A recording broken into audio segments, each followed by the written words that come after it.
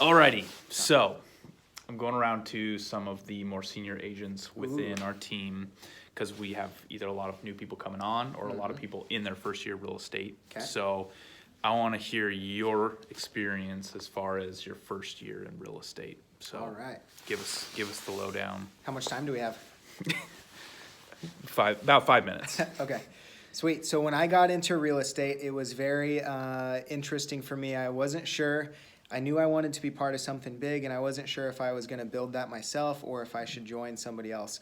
Honestly, I was pretty convinced I needed to build it myself. I read The Millionaire Real Estate Agent. I'm like, oh, that's how you do it. So I went around and I interviewed as many people as I could to see if I should work with them.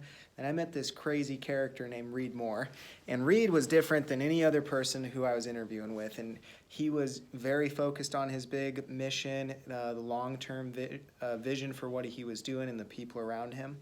And so I decided to start with RMG. It was 2013, and I was going to be a listing specialist. And even though I was committed, in the back of my mind, I'm like, we'll see how this goes. Let's see if half the stuff that this team is telling me is true, right? Mm-hmm. So you were there, Jeremy. Yep. There was maybe 5 or 6 people on the team at that point, and I got in, immediately started training with Annie Bierkestrand, and she knew what she was doing. I think that year she closed 40 deals or something, and then 2015 she closed 50 and then 60, and so she knew what she was doing. And so I was trained by somebody who was very good, and started working. And I think my first closing was in January. I started in October. My first closing was in January, and then honestly, I didn't have another closing until May. And the whole time, Annie and Reed and everybody else on the team were like, it's okay, you're doing the activities, you're doing the activities, you're doing the activities. And so I'm like, okay. And so I just kept doing the activities and kept on putting in the work. And I was spending a lot of time driving because I was servicing the valley, so about an hour away from Anchorage where I was living. And anyways, by the end of that year, I ended up closing 24 deals, even though my second deal closed was in May. So. Wow. They were right. I just kept on doing the things that they said were the right thing to do, and by the end it paid off. And I think towards the end of that year I had a realization moment where I was like, man, I think they're telling the truth. They're not, they're not trying to pull one over on me. Everything that they say is correct and true. And not to say there weren't tough times and hard things to deal with and learn. And I had a lot of learning lessons that were somewhat comical, I think, and Jeremy thinks so too. I got myself in strange situations on the regular. Nice. And anyways, it was a lot of fun, and that was my first year, and it was a good time to get into real estate. Sweet. So where were those deals coming from for you? I'd have to look back, but it was a good combination of team referrals. Mm-hmm. So I'd have to look back, but I bet 30 or 40% of them were from team referrals. Okay. The rest of them were from my sphere, expireds and for sale by owners, and just out prospecting. Interesting thing. Who's this video for? For our team? Yeah. Oh, okay. Yep. So interesting thing back then, on the list side, we didn't have a CRM.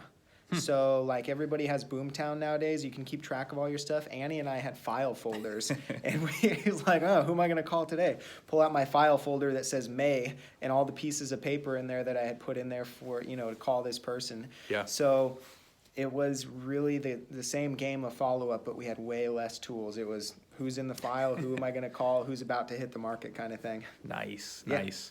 What would you say would be your biggest, in your first year, remembering back as best as you can, what would you say would be your biggest mindset challenge that you had to work through or grow in? Good question. I think my biggest one was understanding everything. At that point, I had graduated from college. I had ran my own business up until that point, and so I was used to having all the answers. Huh. And so to be able to go out and help people without knowing all the answers, and I'm not talking about being irresponsible and being lazy or sloppy with business, but I still think until you've done about 25 or 30 deals, you still don't know exactly what you're doing. Right. And so to get through that first push and know that I knew enough to make it happen was kind of tough for me. I would want to stop and wait and get more research done and try to figure out more information. And a lot of times it's just move on with the information that you have and keep on going. Nice. Okay, cool. Yeah. So what would be your biggest piece of advice that you give to people in their first year of real estate? My biggest advice is that success is simple, not easy. So you have great people around you. I had great people around me when I was started.